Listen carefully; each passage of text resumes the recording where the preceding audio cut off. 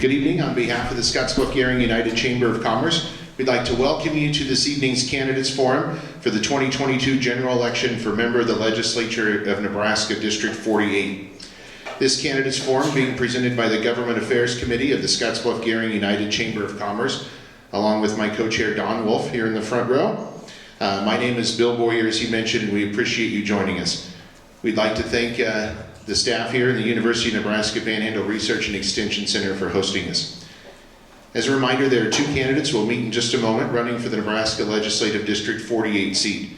In the November 8th general election, you will be allowed to vote for one candidate. The top vote getter will be elected to serve the 4-year term, filling the seat of current Senator John Stinner, who is prohibited from running again due to term limits. Before we meet the candidates, I would like to go over the format of the forum. Before we begin, the candidates flipped a coin to determine the order where they are seated and will be introduced. We'll begin by letting each candidate give an opening statement of up to 2 minutes in length. Then I will alternate asking each candidate a question, with each candidate being given up to 3 minutes to respond. Then there will be an optional 1-minute rebuttal for each candidate following the answer if they so choose. After the final question, each candidate will be allowed 2 minutes for a closing statement. There are timers in the room, and each candidate has been informed of the format and the rules prior to tonight. None of the questions have been given to the candidates in advance. They've been approved by the committee, and we will not be taking questions from the audience tonight. So at this time, we're going to introduce our candidates for the forum for Nebraska Legislative District 48, Don L. Lease II, and Brian Harden. Let's give them a round of applause.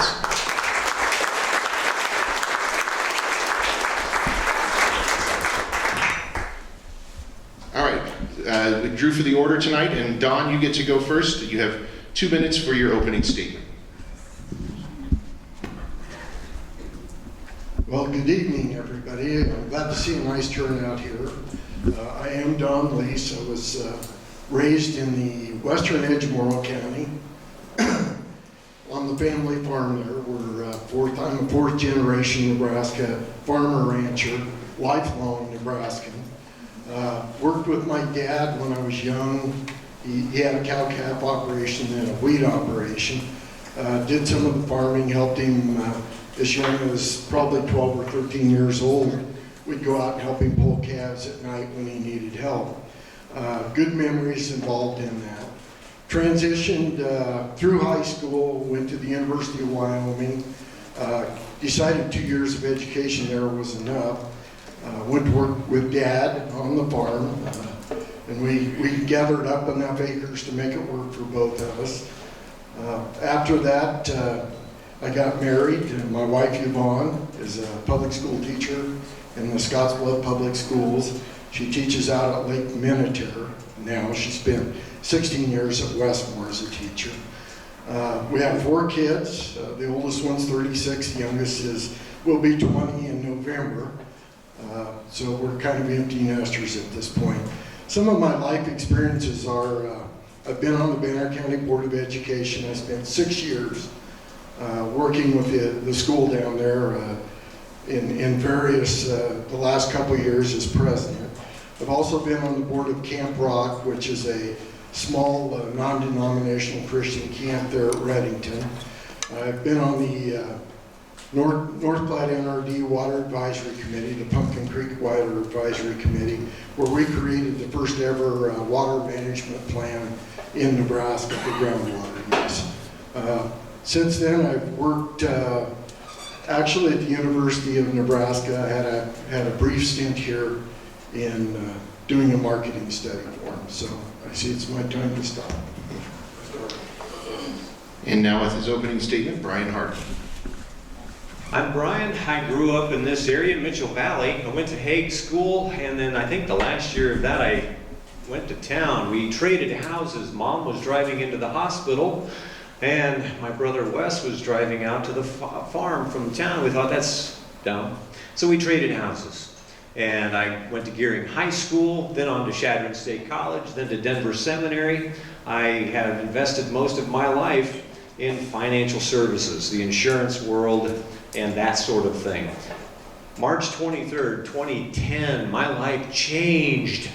It was a thing called the Affordable Care Act. We built a large insurance organization in Colorado, and it ended not overnight, but almost. And so it got my attention. And I read the 2,800 pages of bliss known as Obamacare.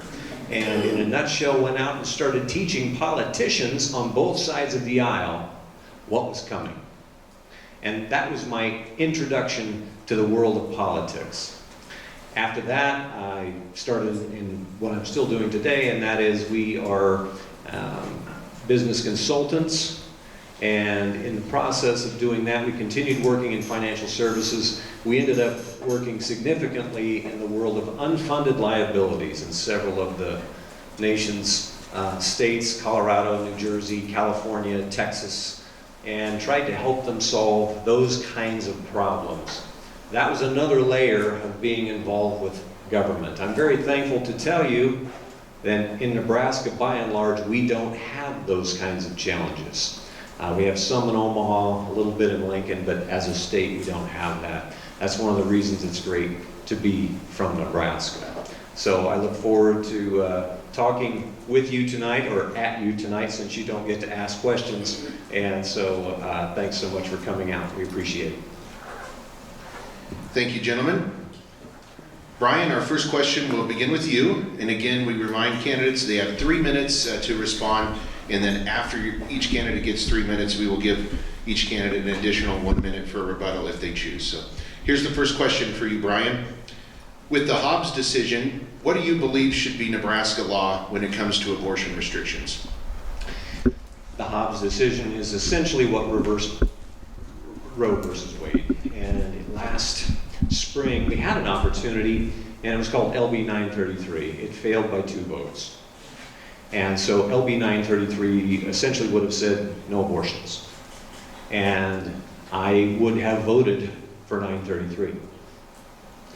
And I think it's a challenge in our country. I believe that life begins at conception. What is challenging about this issue is how deeply divided our nation is about it. What I find that's so challenging about it is this is one of those things that, not in every way, but in some ways, it tracks in the same ruts in the road that slavery did. Slavery was a multi-generational challenge. Not just one generation, it was generation after generation after generation. We now have grandmothers who could have had an abortion under Roe, whose granddaughters could have an abortion under Roe. That's 3 generations. That kind of entrenchedness creates a mindset, and that's one of the things that's hard to overcome in this process, I think.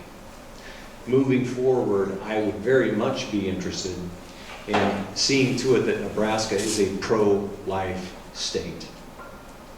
And I know that that's a bitter sort of pill for some people. Years ago, and sorry, Bill, but that stopped. Just so we're watching. Okay, thanks. Whistle. One of the challenges I think that goes on with the pro-life lobby is the fact that the language of Roe said that it needed to be safe, legal, and rare in 1973. 63 million deaths of infants of the preborn later. I think we have stretched the limits of rare.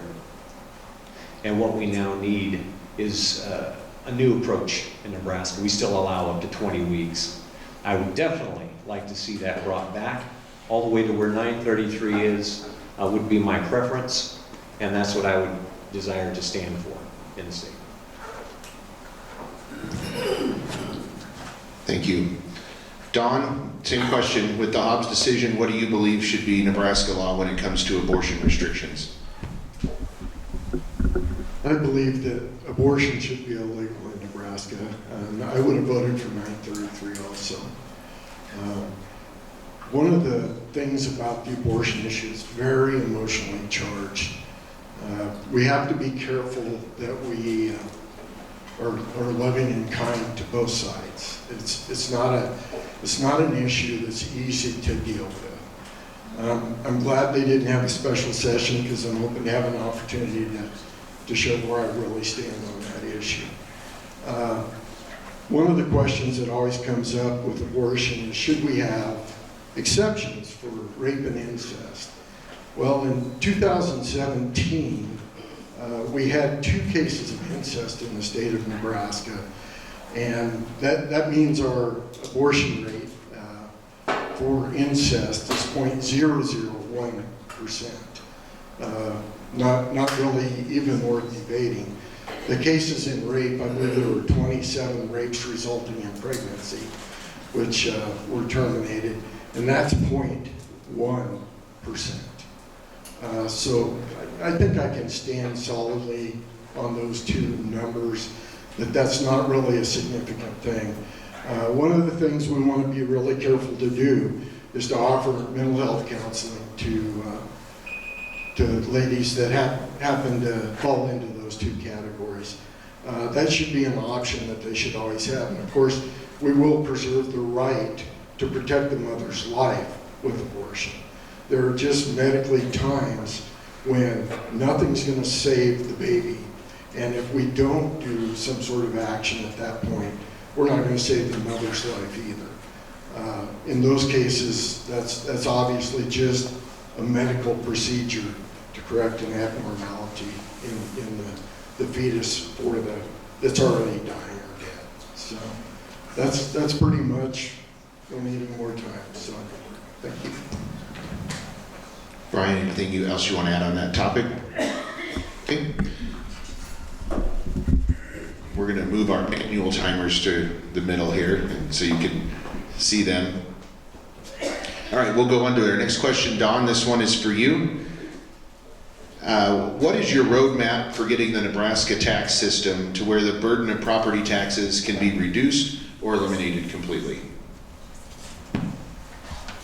Well, first of all, let me be clear, I don't think we need to completely eliminate property tax. There's always going to be taxes assessed on property for your streets, your law enforcement, your fire departments.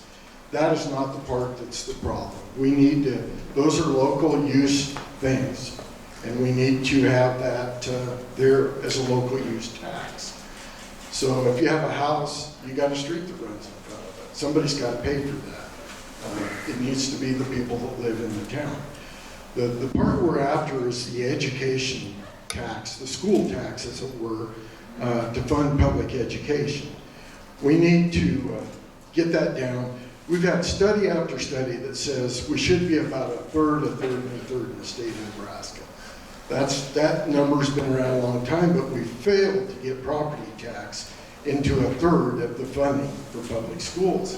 The only way we're going to be able to do that is through a consumption tax of some kind. And we can get stuck on what we call consumption tax, because they're really just sales tax. You can broaden the sales tax base, which means we're going to lose some exemptions. As a farmer and rancher, I'm going to probably lose a few of those exemptions. But that's the kind of thing we're going to have to do to get the property tax down. If we can get the local mill levy down to someplace between 25 and 30 cents, that won't quite be a third, but it'd be really close. We need to still keep that funding available when we decide to build a school. Okay, for capital improvements, depreciation, just general repairs, those go to the local plant that's involved in the taxing situation. And we need to keep that as a means of funding. So if we want to build a school in Scottsbluff or Mitchell or Banner County or Kimball, we'll have that ability to do that through that fund. We probably need to expand the limits to which they can raise their capital reserve accounts. That would also help smooth out the tax burden on local school districts. And I think consumption tax or sales tax, probably if we don't look to replace the entire tax plan, a couple 3% is going to be real close to that. So that would be my plan for reducing the property tax burden. We still maintain the local control. We're not going to lose that. That's still involved in the Board of Education. but they're gonna have the say, and we're gonna be able to question whether we need to build that new building or not. And that's gonna be a local funding issue, so, all right. Brian, what is your roadmap for getting the Nebraska tax system to where the burden of property taxes can be reduced or eliminated? It's all connected. It being all of the taxes that we have. We have corporate taxes. Ours are higher than anyone that touches us in terms of the states that are around us. We also have a challenge where we are at 684 with our top level of individual income tax.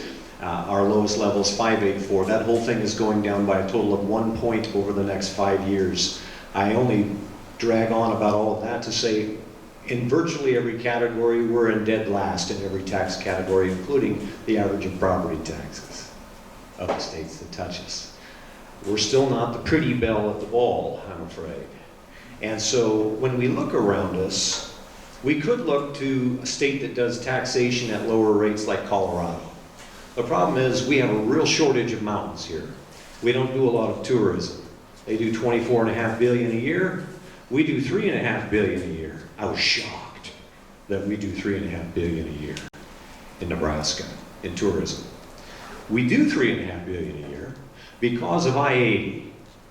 Are we a destination or are people passing through? They're passing through. You know who we're a lot like? South Dakota. They have 0% corporate tax rate. That is attractive to business creators. So while we're interested in helping fix property taxes, we're at about 1.76 in Scottsbluff County. They're at 0.4 across the land of Wyoming. That being the case, y'all have neighbors or friends who are in Goshen County and they tell you how little they pay, right? And they rub it in. How dare they? In a nutshell, we have to fix all of this taxation. In other words, we can't fix just one piece of it. We've got to fix it all. We've been continuing to bolt pieces and parts onto the monster. Unfortunately, we got to start over. We got to start over. We can't bolt new tax ideas on. We have to have a complete reformation of our tax system. And I think what we're talking about is a sales tax. That's how you broaden the base of who is paying, instead of right now punishing those chasing the American dream. If you own land, if you own a home in our part of the world, you're punished for that dream. And so we need to broaden that. Not completely eliminate any of those taxes, but it would be great to cut them all in half so that at least we're in the conversation with business creators. When they look out across the world and go, Wyoming doesn't have a corporate tax, but Nebraska's at 7.5. I don't think so. We got to change it all. Don, anything you'd like to add? Forewarning, this is my last question about taxes for a while. So. Good. Brian, the next question is for you. Gender equity and sexual identification has become an increasingly contentious part of discussion when it comes to education and related activities. Where do you stand on these issues, and how do we protect the gains of girls and women through Title IX? Well, genetically speaking, our chromosomes tend to not be very good at lying. And so scientifically, historically, biblical historic accounts, history of our country, history of the world tells us that by and large, there's a boy and there's a girl. And the challenge is that when you run into a world of relativism where words no longer have meaning, you have a challenge, you have a problem.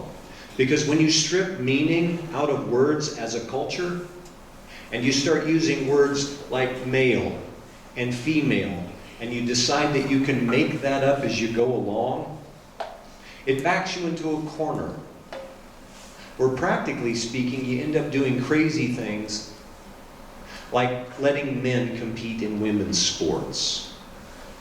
That's one of many practical ways we harm our culture when we strip it of meaning.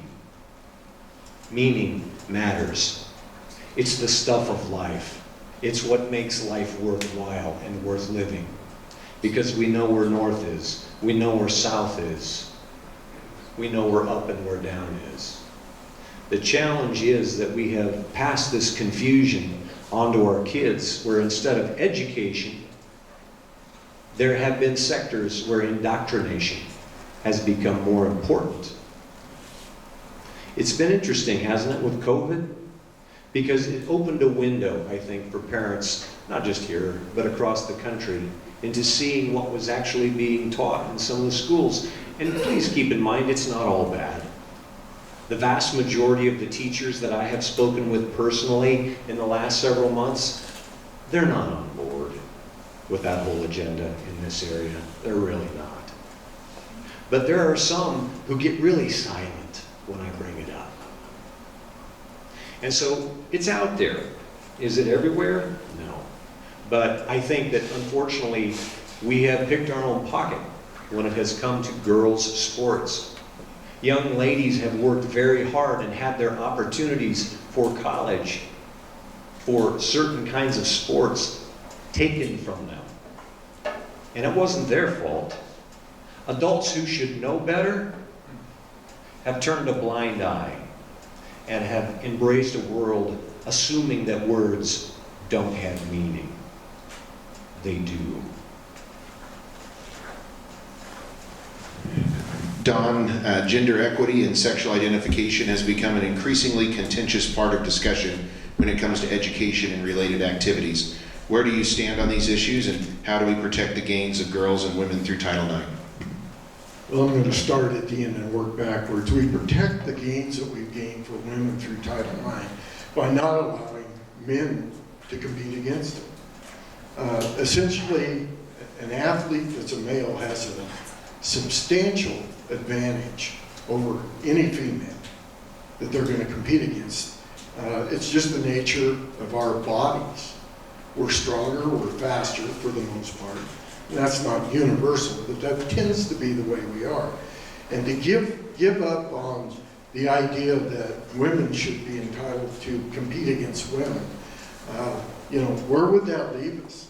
It just doesn't make any sense to me. As far as gender, you are identified when you're born as a male or a female. I don't think very many doctors make very many mistakes in that area, so they write on your birth certificate. And I know they now would encourage them to write no gender on there, so that they might someday be able to decide what gender they are. Well, gender is something that's chromosomal, your chromosomes say what you are, whether you're male or female. I just don't see why we want to confuse it, especially children as young as kindergarten. Why would we be explaining any of this to them? Why would we even be talking to them about it? Now, as we get older in the high school level, maybe there's some place there that we might, in a science class or a health class, talk about mental health and choices that we make, because it's simply a choice to decide when you're born a male to be a female. That's all it is. It's a choice. Now, you can do surgeries and you can rearrange things, but that's not going to change who you were when you were born. So, but I think that's it. Brian, anything else you want to add on that? Okay. We're going to stick with education, Don, for our next question. What is the proper role of parents in the education of their children, and how much influence should they have in that process? A lot. It's the primary role of a parent to be in charge of the upbringing of their children. And they're supposed to do that within certain boundaries, of course, and we expect that. That's why we have laws. It's a parent's charge to bring your child to the public education system ready and able to learn, both socially, mentally, and educationally. That's what we're parents for. That starts at birth, and maybe actually before birth, honestly, because studies have found that if we read to our children in utero, they know the sounds of our voice. which is kind of a unique thing. They can actually identify between mom and some other group of women. They can pick that voice out. And as they grow, we need to constantly be working on their education. One of the problems we have in education is that parents don't always understand that. And so we see their kids come both socially ill, not ready to be educated. And part of that's fixable. We need to work with parents, and there are programs out there that help parents understand what they need to do to educate their children. And as kids move through the educational process in the public school, parents still need to be in control all the way through high school with what they're learning. And one of the things that's always been frustrating to me with public education is you can opt out. I much prefer a situation where you have to opt in. And what that does is it takes it places a burden of responsibility upon the educational system to notify the parent that they're going to have a class, and you have to send back your piece of paper saying, I want my child to learn that. I want them to be part of that particular class. That, to me, makes more sense than saying, oh, you have to call us and opt out of certain types of classes. So one of the things, it would be nice if we could quit pushing agendas through the public education system. We see those from time to time, and we see those from people to people. If we could just learn to teach kids age-appropriate things so that they can learn about life and quit take some of the pressure off of them to talk to their friends about, well, what's all that mean? We don't even know what those things are. So, I'm for parents. Brian, what is the proper role of parents in the education of their children, and how much influence should they have in that process? More influence than teachers. In fact, more influence than anyone else. And there are several players at the table when it comes to education, right? Let's start with the students. They're at the table. They have a role to play. But they haven't done this before, at least until they get through it a while and they start figuring some of it out. They need a lot of coaching. Parents are at the table. Teachers are at the table, right, Mr. Bassett? My old physics teacher's sitting over here. It's a lot of pressure.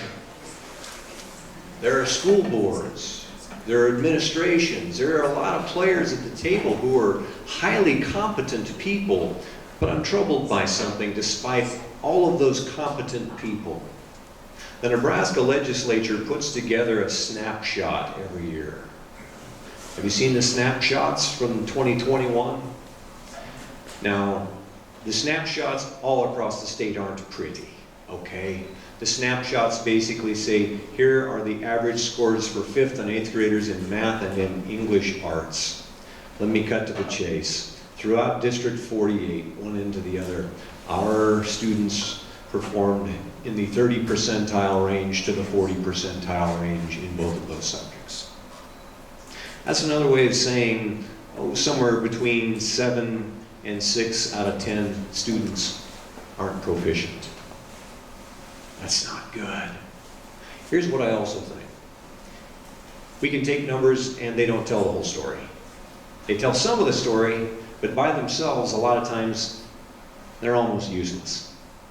And so I've sat down with a few of our superintendents, as well as a number of teachers, and put those forms in front of them and said, explain these to me.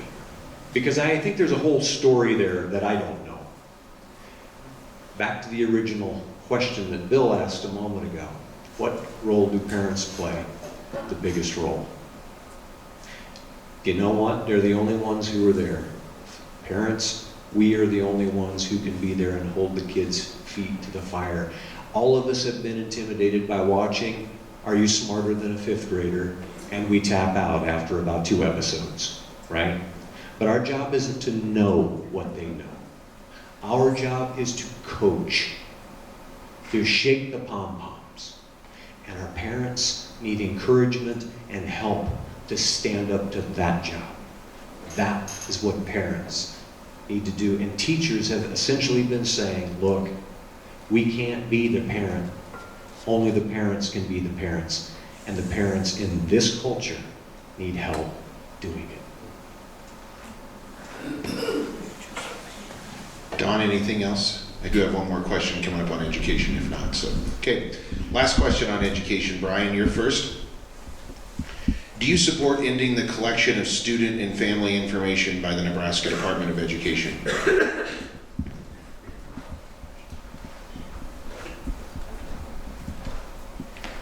Yes.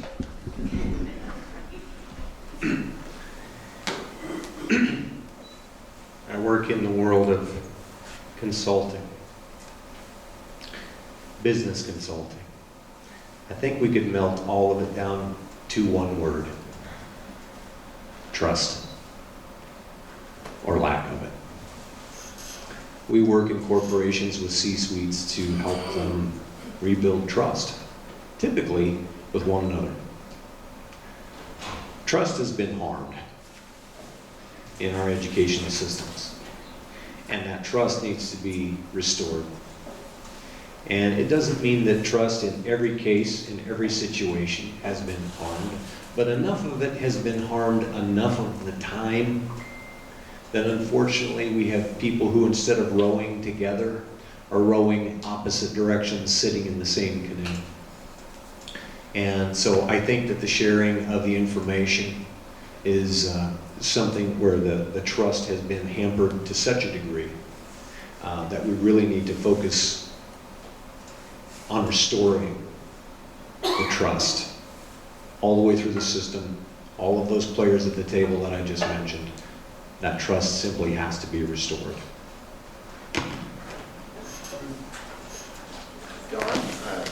Don, do you support ending the collection of student and family information by the Nebraska Department of Education?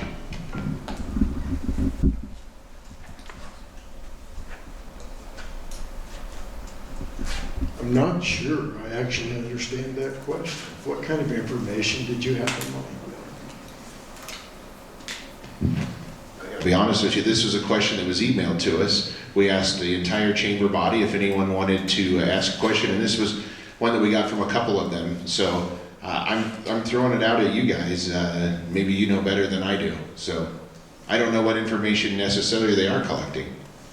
Well, they collect some information based on ages. They do a community survey to determine how many kindergartners they're going to have through the years.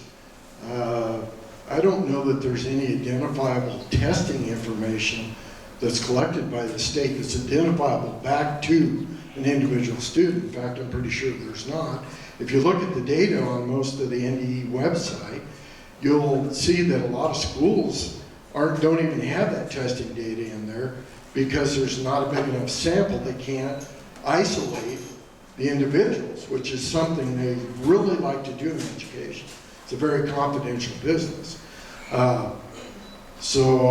Again, I'm not quite sure what information they're talking about. Some of the information that maybe need to be collected is behavioral issues.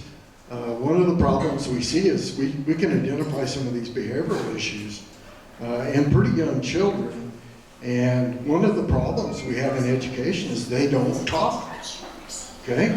So the kindergarten teacher really isn't supposed to go to the first grade teacher and say, okay, these are the things we've observed. Now this happens some. But these are the things we've observed about Johnny. And so you might be aware that these happen. They do carry, if you have a special education plan, an IEP, that's going to be carried forward with the child. I think it would benefit, actually, to have some collection of those kinds of data, because those tend to be problems that are long-term. And without some passing forward of the data on those, or the collection of that data, you're not going to be able to adequately deal with the needs of those students in the years as they advance through school. Oftentimes, kids that have issues in kindergarten will eventually have issues in 7th grade or as freshmen. And it would be pretty handy to be able to look back at the record and say, okay, here's what we observed in first grade. So maybe these problems are tied together. Maybe we've been doing some sort of individual education plan, IEP, and maybe we've had the school counselor and the psychologist working with these. So, Brian, anything else you want to add on that? Sure, just that, coming back to the trust thing again, what you find when you go out and you knock on doors, number one issue, taxes, property taxes in particular. The number two issue is people bringing up, and this is parents and grandparents, the trust issue. Can we trust the school systems? And one of the challenges is there are 500 employees that work for the Nebraska Department of Education. And so when people find out that there are that many employees, they get frustrated when they say, we've got that many people focused on this, and we don't seem to be getting the results that should go along with that level of employment. Don, anything else? Okay. Before we get to the next question, which will be for Don, if your cell phone hasn't already rang or buzzed once or twice in here, check it, make sure it's on silent or turned off. That would be fantastic. It's kind of distracting up here when you guys are in the middle of your thoughts. So if you could do that, that would be awesome. Don, next question is for you. Coming out of the pandemic, mental health has really emerged as a significant issue impacting many of the aspects of life here in Nebraska. What should the state do to provide the services needed to make some progress on this issue? okay, there's a lot of, I don't know that COVID necessarily created more mental health issues, but it really emphasized the fact that we have a lot of mental health issues in our communities.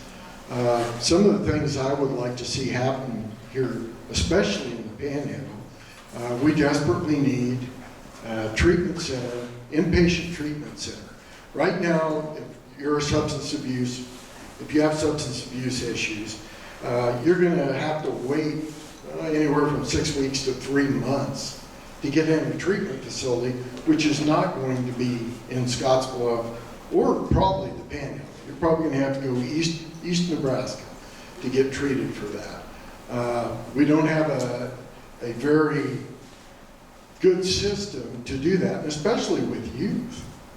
We have a lot of mental health issues in youth, probably bordering on a lot around anxiety that was created through COVID, some of it is just anxiety. There's a lot of pressure in our school systems with testing and performance issues. So we definitely need to address and apply some funding to get a inpatient treatment center here. The next thing we need to look at is getting a juvenile detention center. We used to have one down here at the jail, but it's gotten full. So right now, if you arrest a juvenile that needs to be detained for whatever reason, we're going to haul him to Columbus, Nebraska. They take him to Casper. So we got 2 officers in a car driving 200 miles one way, staying overnight. So we have the cost of those officers. We have the cost of travel. We have to pay for that that incarceration for those juveniles. And then they're no longer have any connection with family. One of the posts of mental health care is community treatment, whether it's substance abuse issues or mental health issues. We should have community treatment available in a timely fashion for those folks that need it. And believe me, there's plenty out there that need it. We wouldn't have any trouble filling the facility right away. We have that many people. One of the frustrating things I dealt with as I did the Nebraska Strong Grant is that we have no community treatment. We would have folks come to us and say, you know, I have an opioid problem, and that's pretty common. I have an opioid problem, but I'd really like to get off the streets. We don't have any kind of shelter to put them in while they await treatment, and we don't have any place to treat them anyhow. So those are some mental health things that we need to fix in Nebraska. Brian, coming out of the pandemic, mental health has emerged as a significant issue impacting many other aspects of life in Nebraska. What should the state do to provide the services needed to make progress in this area? We need to help psychologists take 2 years of pharmacological training so that they can prescribe a level of mental nervous drug that treats basic depression and anxiety. We have one, count them one, psychiatrist that's a specialist for mental health in the entire panhandle of Nebraska. He's a wonderful man, lives near me, and he's all alone. We had 4 of them just 3 years ago. Now we have 1. Doctors can prescribe, your family doctor can prescribe anxiety or depression medicine for you if you struggle with depression, anxiety, so on and so forth. The challenge is your doctor doesn't know you. And so we really need to bring this hybrid together. It's not the first place it would happen. It's already going on in 4 other states. And necessity is the mother of invention. So we need to do some inventing. We do have a lot of mental health challenges going on throughout Nebraska. And it's not just a small town thing. But if you talk with our law enforcement, they will tell you that particularly when it's a younger person, they can take them to Kaplan one time for about 3 days. After that, they have one option. Do you know what it is? Throw them in jail. Throw them in jail. And the reason is because they have a long waiting list to send them to eastern Nebraska. So Kevin Spencer will tell you. Mark Overman will tell you. Their other officers will tell you. We are so sick and tired of taking kids who really just need some therapy for a long car ride across the state after they've sat in the jail for weeks. And while they're in jail, guess what? They get a real education. The wrong kind. We need to address this. By the way, the level of drug prescribing that these psychologists would learn, it would take them 2 years to learn to prescribe these kinds of drugs. And they couldn't be a therapist with a master's degree. They would have to be someone who has a psychology degree, a PhD in psychology. It would be the same level of prescribing that a podiatrist or a dentist would have. That's what we're saying. It's not for people to be able to prescribe challenging things for psychosis. It's depression and anxiety. We need to allow that in Nebraska.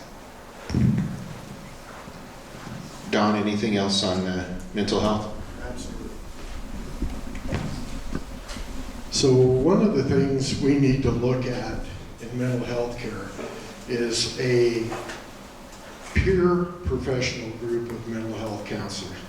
We can't get enough mental health counselors in the next 5 years in western Nebraska to do us any good. It's not going to happen unless you just want to write blank checks. It's not going to happen. But we could create a class of peer mental health workers who could go help parents learn to cope with the anxiety their kids are facing. It's a serious issue, but it doesn't always take drugs to handle. We need to begin to do preventative care in mental health, which is done with young children and parents. It's not something we're going to drag the kids and beat something into their mind. It's teaching parents as well as children to deal with their anxiety. Fairly cost effective, doesn't have to be a professional 4-year degree, 2-year degrees would work just fine. Brian, anything else on mental health? Sure, just one other thing. I was pleasantly surprised when I was speaking with a group of psychologists here locally, and I assumed that they would be prescribing, and they said, actually, we believe that our largest responsibility would be unprescribing. Brian, next question is for you. What is your stance on voter ID? And is that the only thing the state should do to be ensuring election integrity?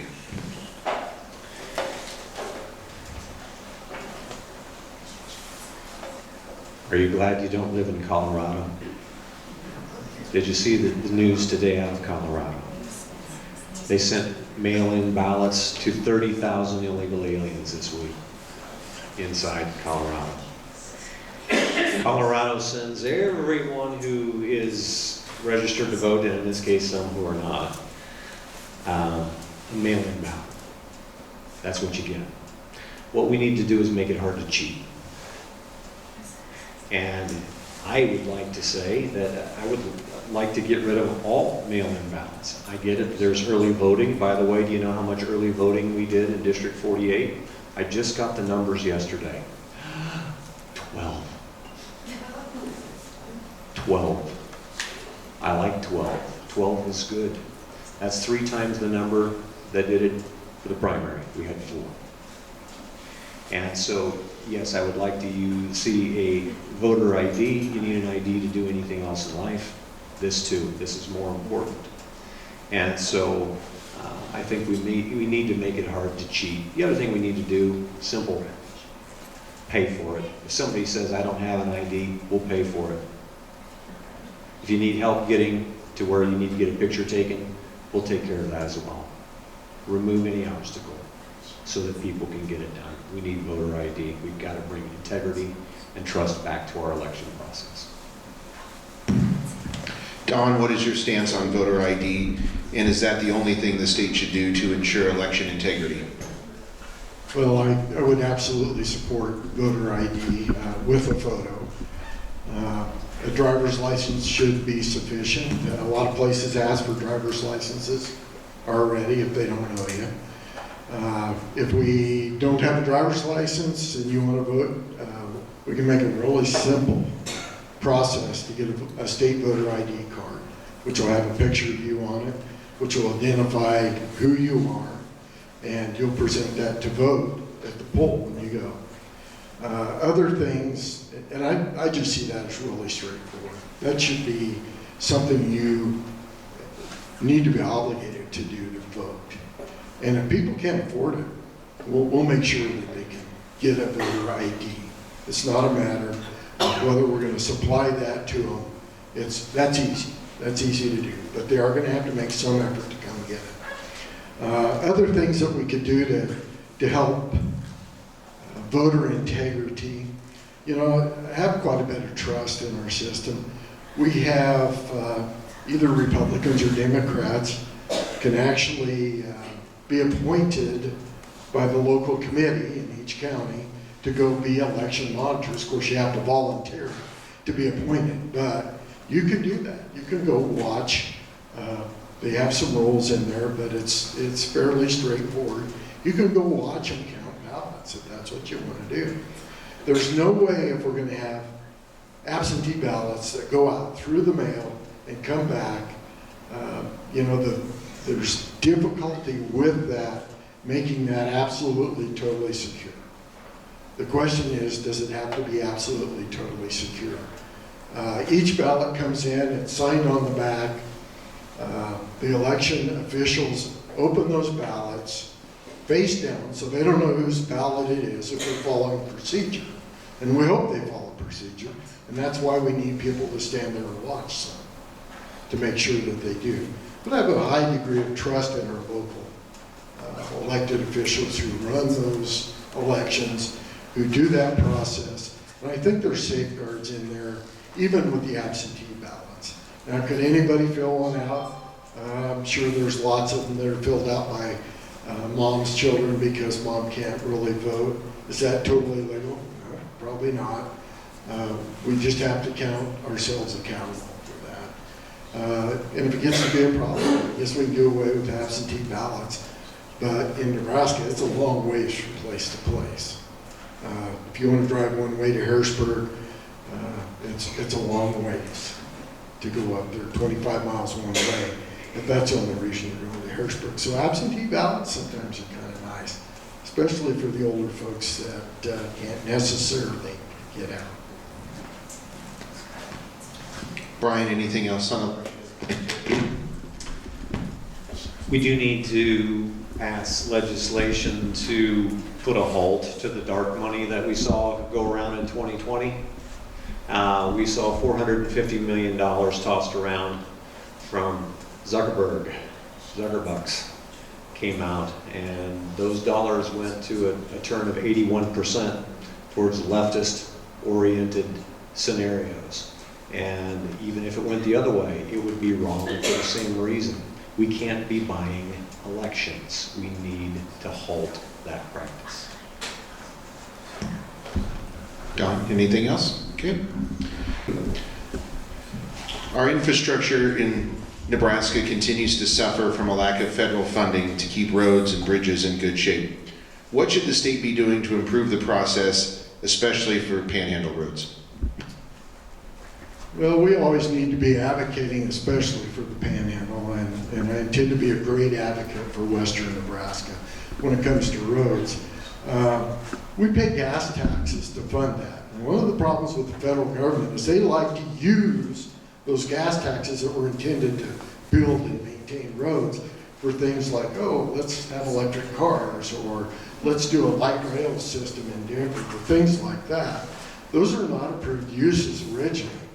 Now, the problem is I'm a state legislature. I don't have anything to do with that. They allow those rules. But we can sure hold them accountable for that, especially our local federal officials. And I'm pretty sure they're not all that in favor of it. But we need to hold them accountable, and that's about the only thing we can do.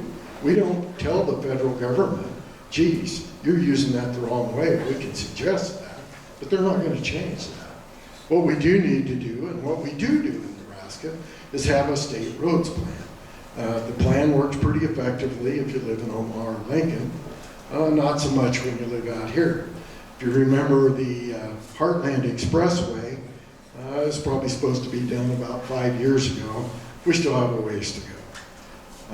They keep taking funding and prioritizing it towards the population, which you have to admit is not totally wrong, but it kind of leaves us out here high and dry. We need to get that finished up. We need to encourage Colorado to finish their part, not that we have any control over that. And we need to work on a couple special issues. One of those is we need to super 3 or 4 lane the road right now, or in the next couple years, from Kimball to the Clean Harbors plant out there. They're doubling their capacity in Kimball, Nebraska at Clean Harbors.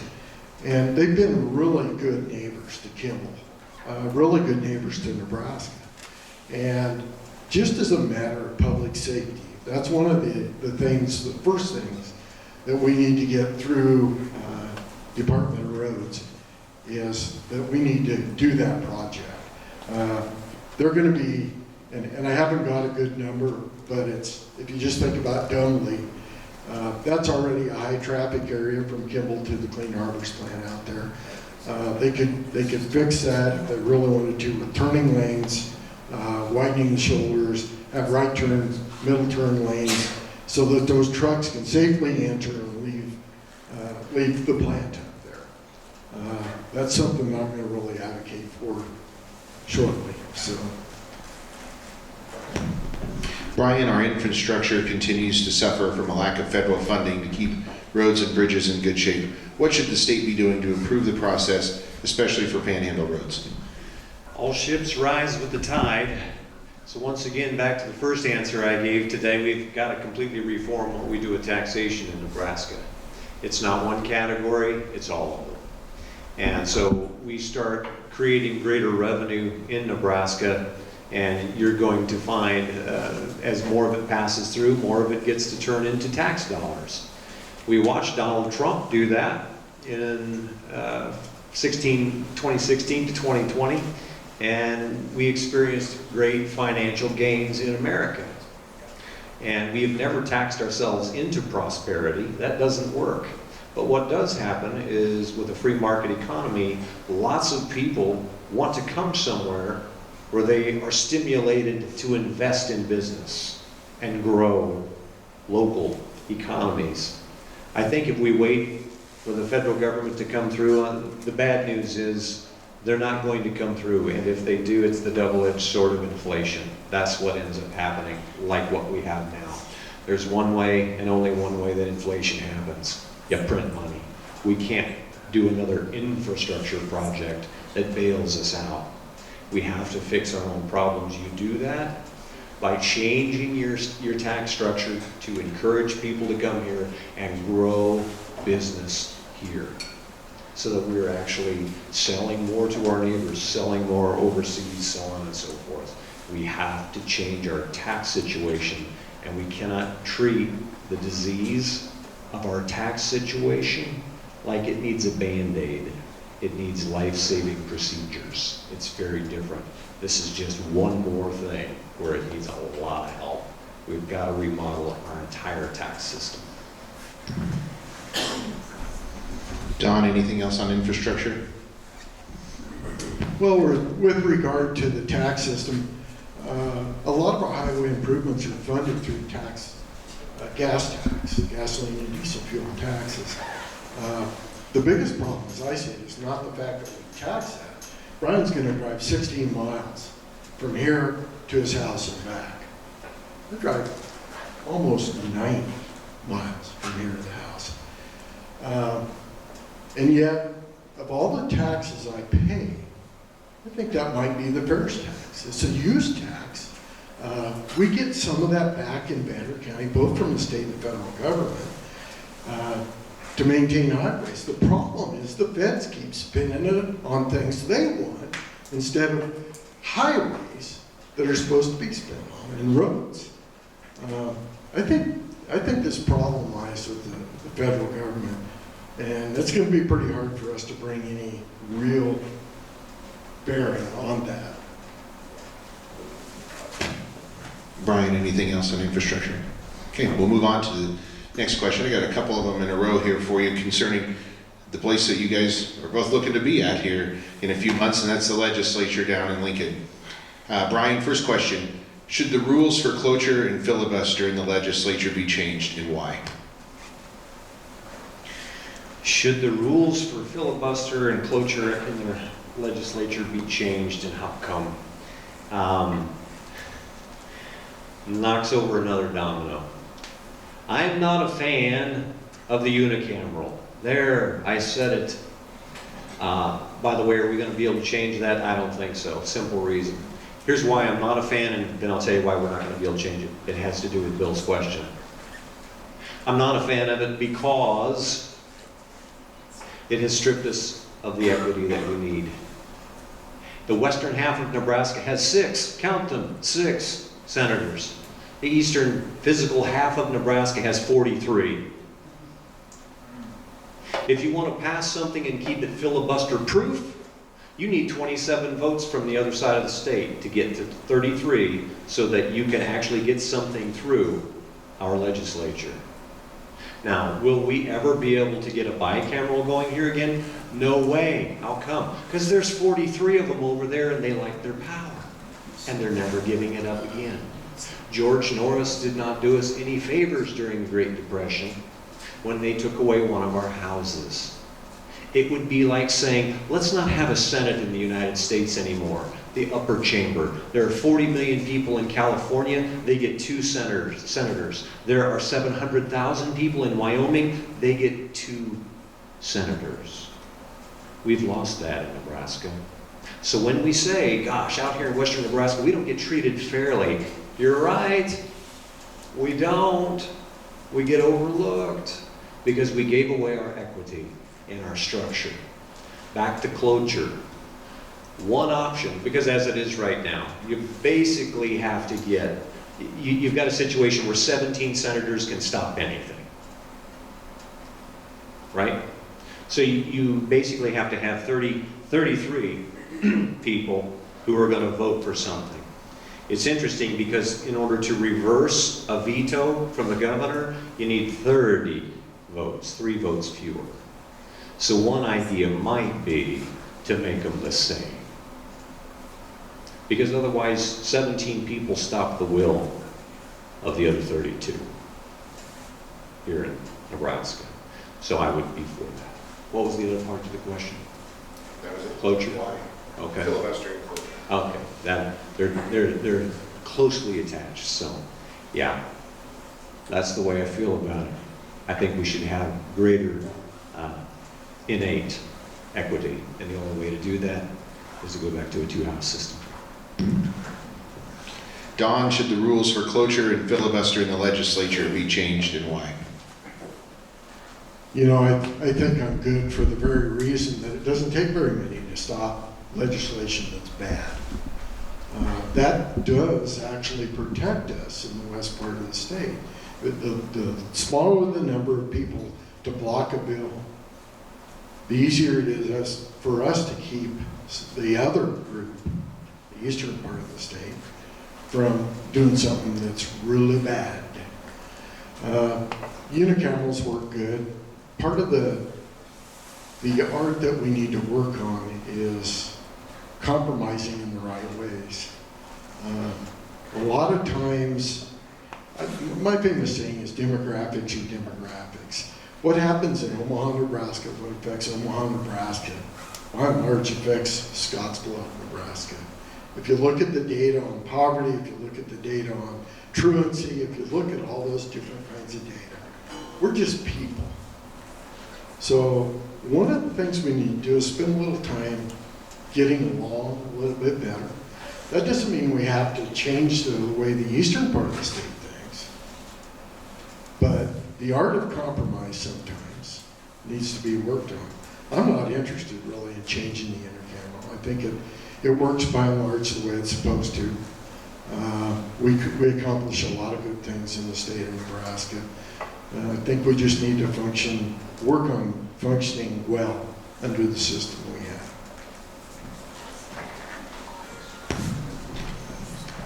Brian, anything else from that? Okay. My next question, despite the fact that I didn't give these to you in advance, was asking about going back to a two-house system. So I don't think we need to address that anymore. Both of you took care of that question. So Don, I'll go to the next one.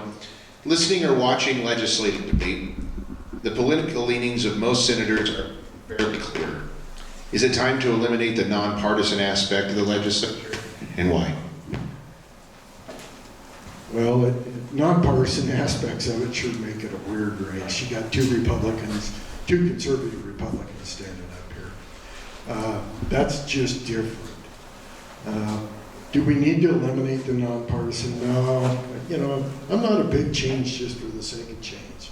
I'm not sure what you would accomplish if you made it a partisan race. Certainly, we might get a few more Republicans in there, because right now the Republicans kind of tend to control the nonpartisan House, which is something I actually like. So I don't see the need to change that right now. I don't know how it would necessarily affect it positively if we did. Brian, is it time to eliminate the nonpartisan aspect of the legislature, and why? I think it is, because if you go to the unicameral website, what you see if you scroll down to the bottom of the page is each of the senators' pictures, and it's their name. And right underneath their name on the nonpartisan website is whether they're a Republican or a Democrat, all the way down. So I think we're playing word games, and have been for a long time. Just like we call senators in the legislature senators. They're not really senators. We're really representative House members. Every area, every district gets about 40,000 people. It's a representative House system, not the equity that I was talking about before in a genuine Senate. We're misusing words. Why not call it what it is? We've got Democrats, we've got Republicans, we might have some independents. Let's just call balls and strikes. I'll go to my next question because it's along some of the lines you guys have just addressed on, Brian. When it comes to redistricting, would you support legislation or even a constitutional amendment that prohibits elected districts from using political parties in creating the boundaries for the districts? It sounds good in theory that we're not going to let political parties do it, and yet people who are interested are political animals, and so they're going to participate in that. Every 10 years, we redistrict. That's just the way it works. We do a census, This last one got shoved back a little bit late because we got to experience a worldwide pandemic together. So we backed that up and then we redraw the lines.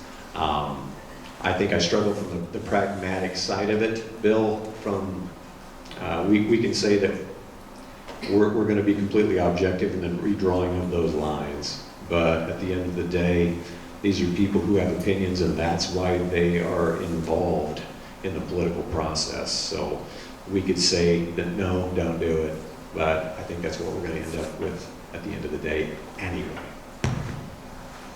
Don, would you support legislation or even a constitutional amendment that prohibits elected districts from using political parties in creating the boundaries for the district? Well, I certainly wouldn't support a constitutional amendment. They're just putting things in the Constitution makes it really hard to change. I don't see any problem with the way the current system works. It tends to get balanced probably pretty fairly, as it turns out. I guess I really don't have any other comments on that. I think the system's good. Okay, nothing else to add, Brian? I'll go to a question that might interest you both a little more. Let's talk about water. The future of water in Nebraska can be seen with declining South Platte River flows coming from Colorado.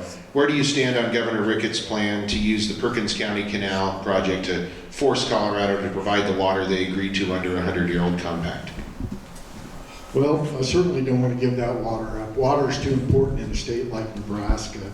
It's our lifeblood here in Scottsbluff County. We don't do much dry land, especially in years like this, and we don't have an endless supply of groundwater. We found out that about 20 years ago. So we need to do whatever it takes to protect the water that's flowing into the state that is owned or should be owned and controlled by the state of Nebraska. Colorado's going to use the water. They're going to continue to build and develop until they've used every drop of water, so there won't be any flow in the South Platte River.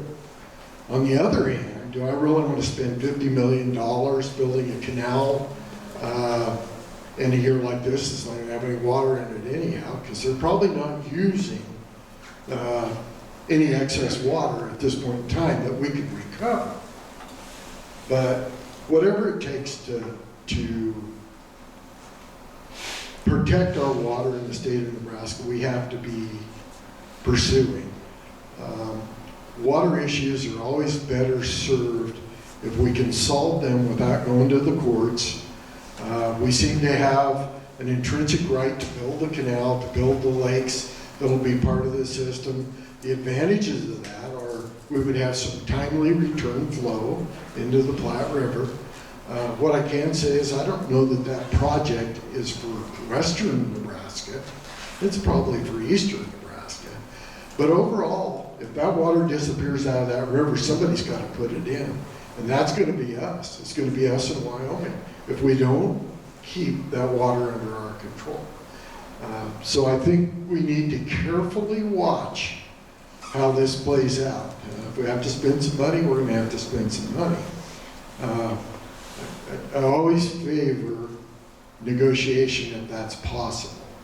I don't think I know enough of the base issues there, and I probably have some understanding of water law, but I don't think I know the base issues, whether we could just negotiate that and say, this is how much flow you're going to keep in the river. If you don't, then you have to pay us for it, or it has to be replenished someplace. Colorado's, they're out of water, quite frankly. The Colorado River's drying up to the west. They currently pump water over from Grand Lake through a tube, and it comes down the South Platte River. Ultimately, after they use as much of it as they can, they have all kinds of plans to build new water use development. We got to protect it. Brian, where do you stand on Governor Ricketts' plan to use the Perkins County Canal project to force Colorado to provide the water they agreed to under a 100-year-old compact? I wish it was real. That's what I wish. I like water, and it's our lifeblood in this world of farming and animals. Here's the challenge with it. I spoke with some water engineers who know a lot more about water than I do. People, some in Colorado, spoke with some in Lincoln. I called in some favors from the East Coast and just said, tell me, what do you know about this? What does it all mean? Because it's above my pay grade. And what they shared with me was the same story. They said the lawyers in Colorado are going to get rich. The lawyers in Lincoln are going to get rich. And the lawyers in Washington, D.C. are going to get very rich.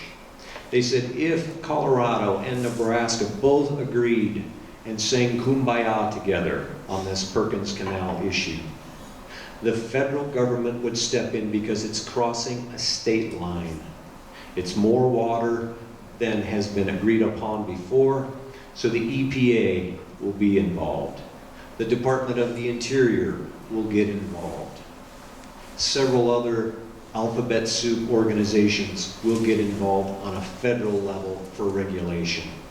And frankly, by the time we get around to being able to fill an eyedropper with actually what comes across, when we get the whole thing built, will be a miracle and will be a long time from now.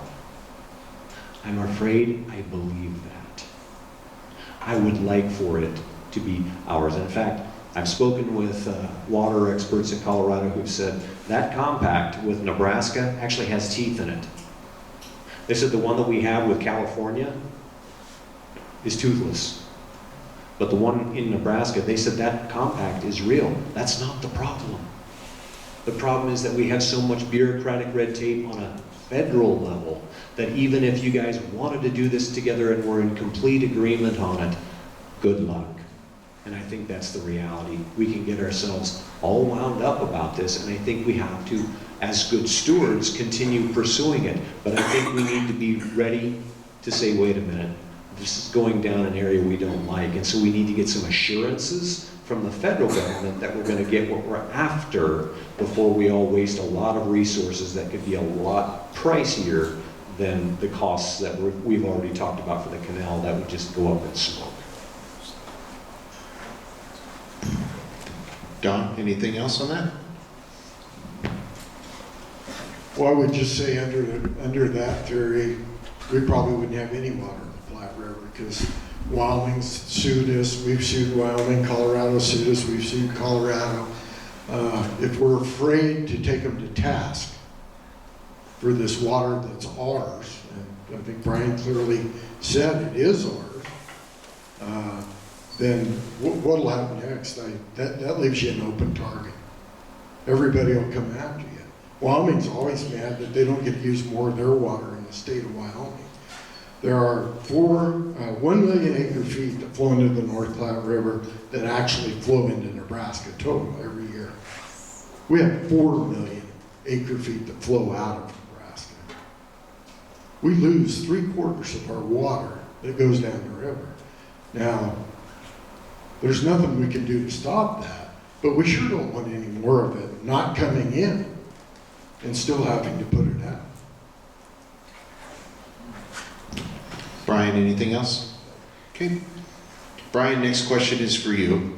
I'm sure you've heard people talk about the lack of workforce and lack of economic development in the area. It's kind of a catch-22. Less economic development in our region due to lack of workforce, and a lack of workforce due to less economic development and housing.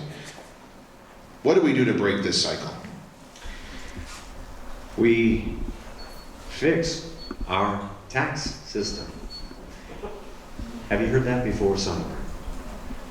We have 57,000 open jobs right now in Nebraska. We're not going to fill most of them. We're not going to fill most of them because you already have a job and you don't want more. We have been losing a lot of our young people. A bunch of them. They graduate from high school, they graduate from college, and we lose a lot of them. They like to go out into the world and find crazy things like food, clothing, and shelter. And they leave here.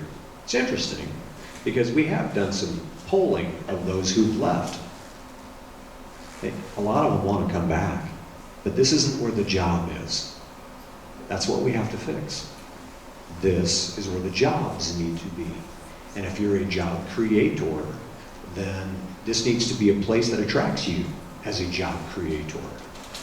You need to come here, and as a job creator, you're going to choose Nebraska over Wyoming, or South Dakota, or Colorado, or Iowa, or Kansas, because you want to be in the middle of the country. That being the case, how we fix our workforce scenario is we've got to fix our taxes so that we can attract people with the kinds of jobs that make a difference.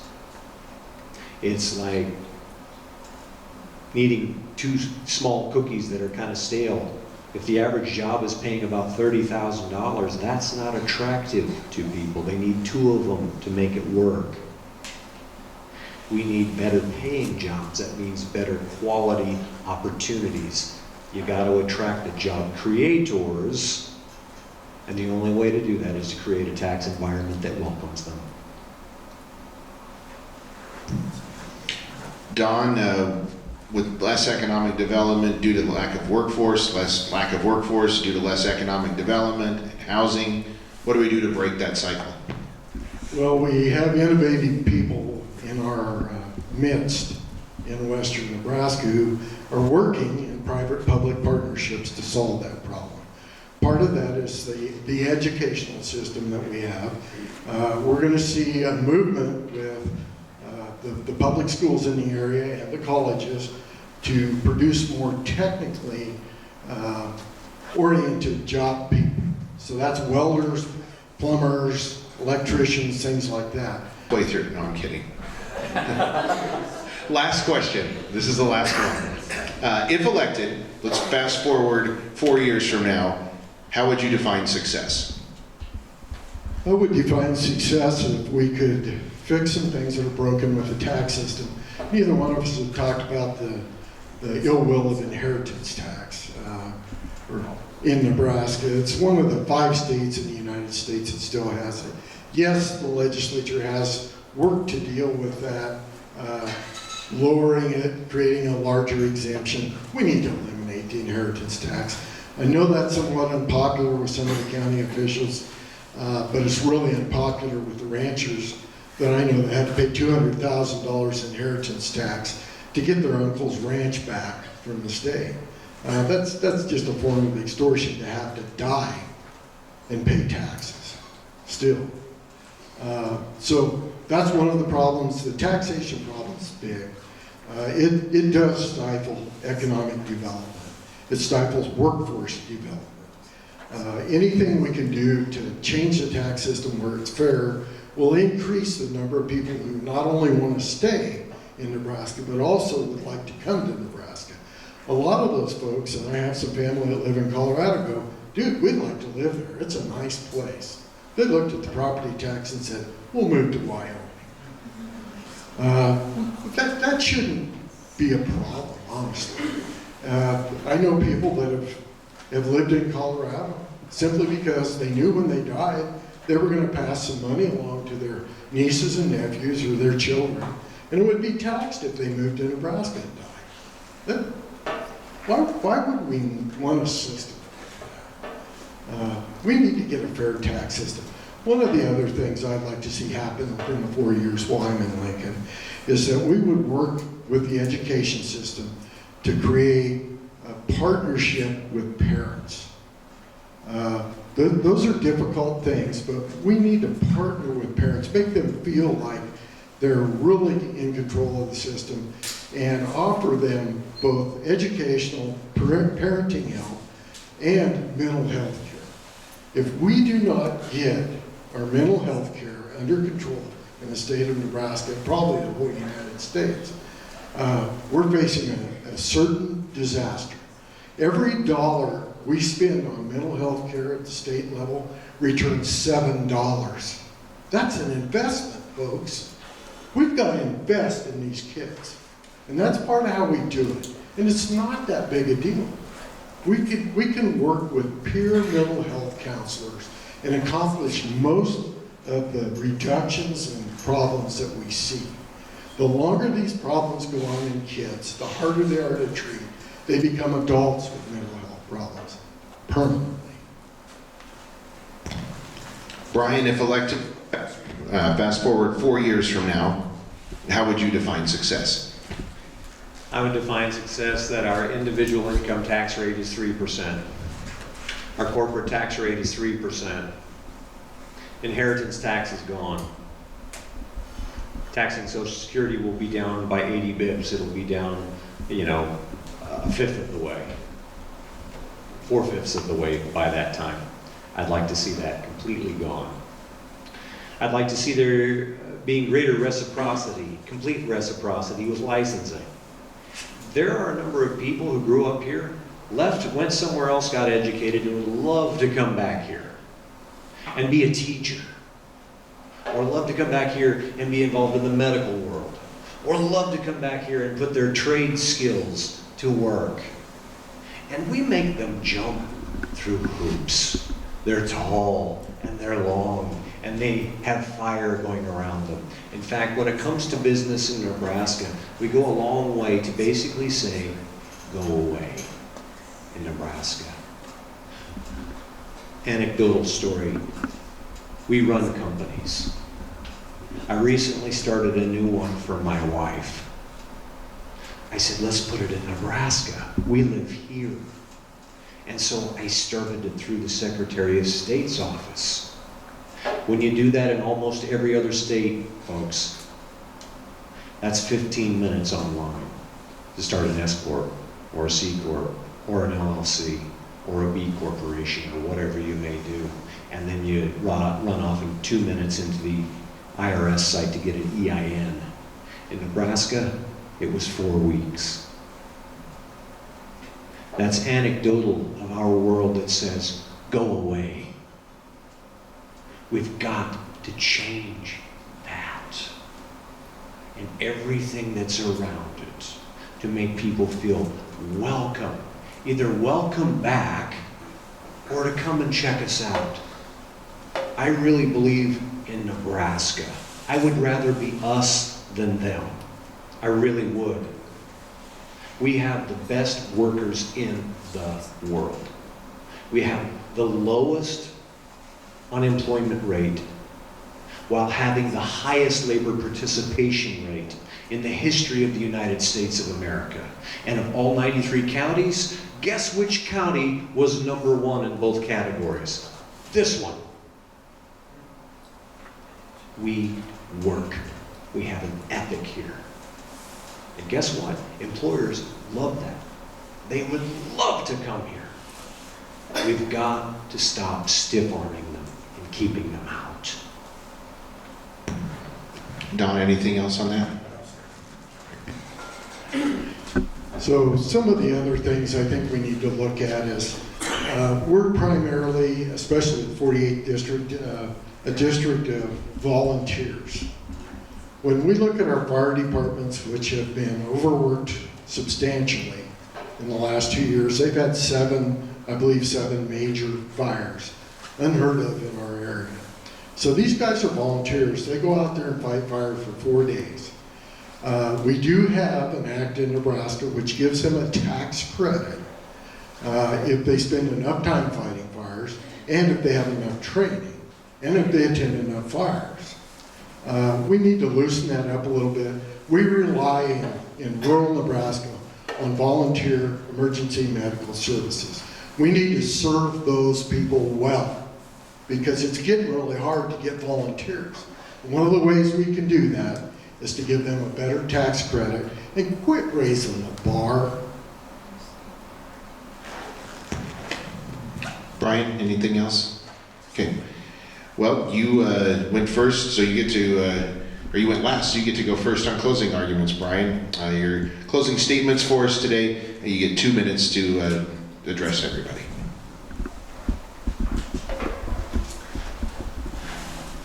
Thanks for coming out tonight. There were probably other things you could have chosen, but you chose this, so thank you. I think when I go out and cast my vote in an election, what I'm trying to do is the impossible. I'm trying to look into the future and estimate what might happen. And what are the challenges that might come up. Don and I have had different paths in life, equally valid paths in life. Very different ones. Mine has been mostly in a white-collar world. I grew up on a farm. I started the tractor when I was 8. He made me do it. My wife and I were happy and also wondered what the Lord might have for us in order to be useful in the world. My brother went through a tragedy a few years ago, and tragedies aren't very nice. They don't let you know they're going to be on your Outlook calendar. And so we looked at life and said, well, now that we're empty nesters, let's go find somewhere useful to be. And we came home to be with family. I've been in Colorado for 27 years. So we moved back to be close to nieces and nephews, my brother and Candy. And we're glad to be back with all of you.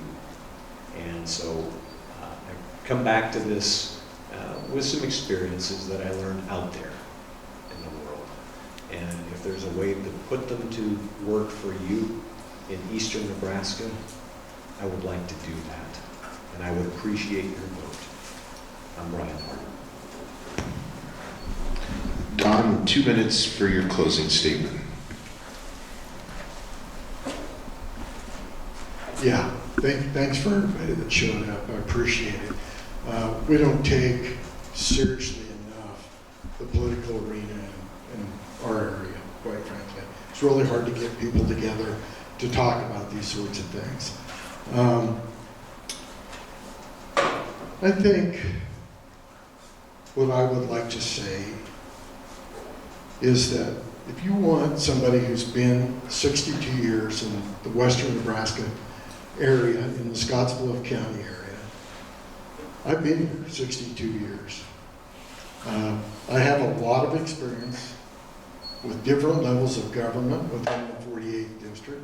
I have a lot of experience with the cities within the 48th district. I have a lot of experience with law enforcement, emergency responders, EMS, the organizations like the Aging Office that we worked with for 15 months, Panhandle Health, which we've worked with for 15 months.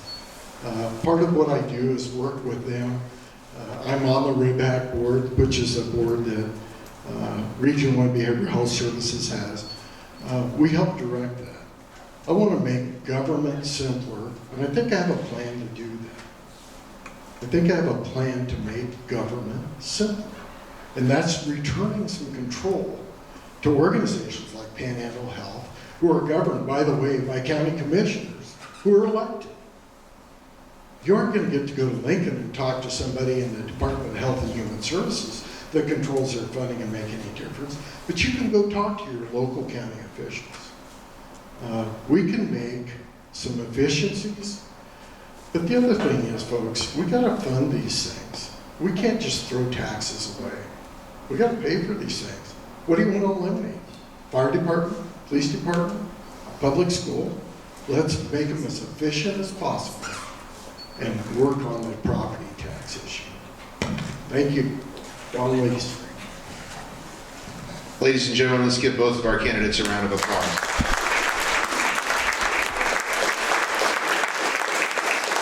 We want to thank Don and Brian for participating in this forum tonight. We hope it helps you in deciding who you wish to vote for. This candidates forum is being presented by the Government Affairs Committee of the Scottsbluff-Gehring United Chamber of Commerce.